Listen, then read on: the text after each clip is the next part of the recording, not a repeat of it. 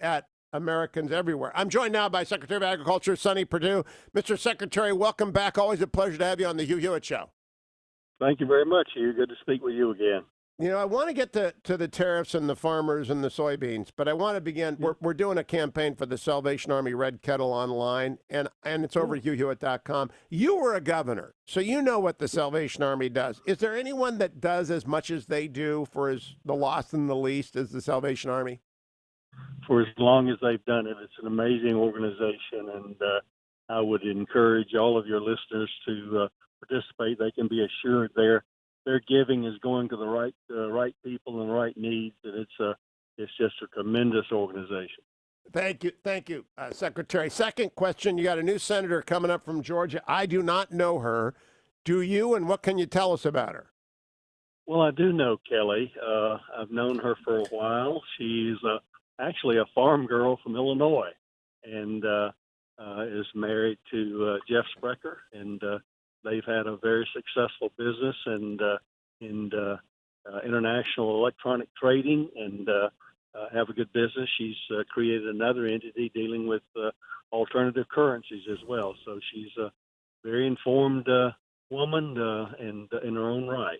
So she's a farm girl. I didn't know that. That's actually good a bit of information. That's good intel. Now, Secretary Perdue, what I real her dad and her brother still farm in Illinois. So I've met them on the trail, and they're authentic farmers still there. She was a FFA girl showing livestock growing up. Well, we're not going to hold it against her that she's from Illinois, although they don't have college football there. By the way, Governor, Georgia is hanging on by their fingernails to that last slot in the football playoffs. I don't think they get in unless they win this weekend. Do you? I do not, unfortunately. I think we've got our challenge. We've got to win out and have a miracle defeating LSU in order to get in the playoffs, I believe. You might be able to beat LSU, but you're not beating The Ohio State University this year, Governor. Let's go.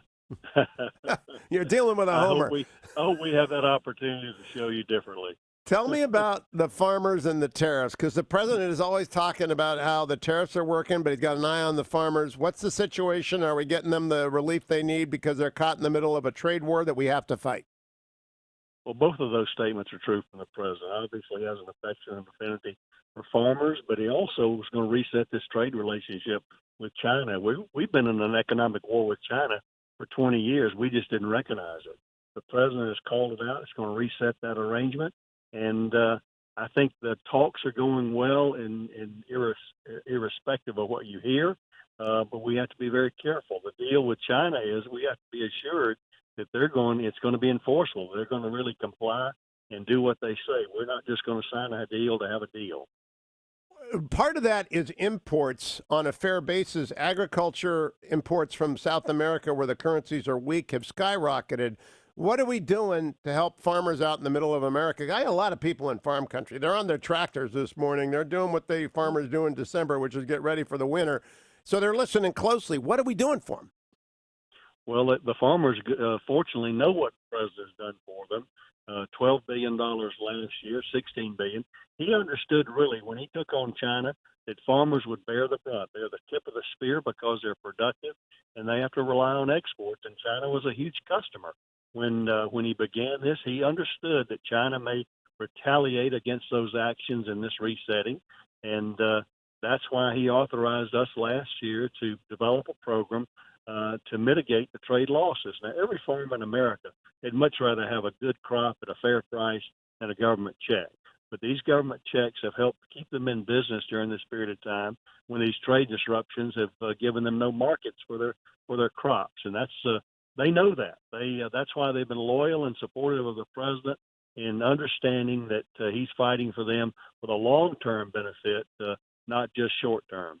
I want my conservative audience to know Secretary Perdue is a genuine conservative, as I am, and we don't much like subsidies, but we do understand, I don't want to call them reparation, but we do understand when a necessary foreign policy conflict takes out the front line of American farmers, we got to help them. Do you run into any pushback from any conservative about this? Because it just seems to me this is not our traditional agricultural subsidies argument. Well, that is true, and some conservatives do have some questions about it. But when they listen, just as you described the reasons, they do understand. They understand that food security is national security, and that the benefit of American consumers has been that they have the cheapest food prices in the world. That's the real subsidy here, that American farmers, by their productivity, have supported the American economy. Our consumers across America use less of their disposable income on food than anywhere else in the developed world, even to the $1 trillion level. And we've got the facts to back that up. Last question for you, Secretary Perdue. I am concerned about the California was my home state till I moved to the Beltway to replace Bill Bennett in this segment.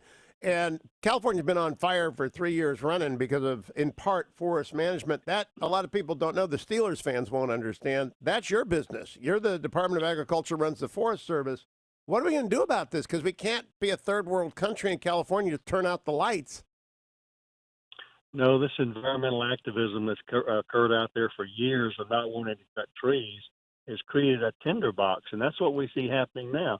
We're years behind the curve on curing this, but we've got some new rules and authorities now that will enable. We need some more in order to manage our forests for healthy forests. Everyone knows that a healthy managed forest is better than this mat of vegetation that is just a fire tinder. And that's why you see it up to these residential areas. Everyone wants to live in pastoral areas with woods around, but it becomes a tinderbox when fire occurs. And so, what are those new rules? I'm unaware of the authority that you are. I used to deal with the U.S. Fish and Wildlife Service, the U.S. EPA. The Forest Service kind of stood back and got pushed around by the environmental activist bullies in those agencies. Are those days over? Well, I don't know they're over. We're making progress, and we are managing and actually restoring a lot of those forests to health by either prescribed fires out there, creating in safe areas where we can eliminate the mat work of forage out there to burn, as well as mechanical types of things. Congress gave us some new authorities over exclusions where we could do that without NEPA or being sued in that way to prevent us from doing that. So those are helpful. But are you getting Are you getting any help from Gavin Newsom at all? Actually, I think California has recognized they've got some real issues, and they are on the. They also are aware that they need to change things. They've actually made some new regulations within their own state environmental area that I think. Oh my gosh! So we just so far beyond the. Hell is freezing over. Hell is freezing over, and maybe Georgia will do the same and freeze over hell this weekend. Good luck to you, Sonny Perdue. I know that the Bulldogs are near and dear to your heart. Keep coming back. Don't go anywhere, America. It's the Hugh Hewitt Show.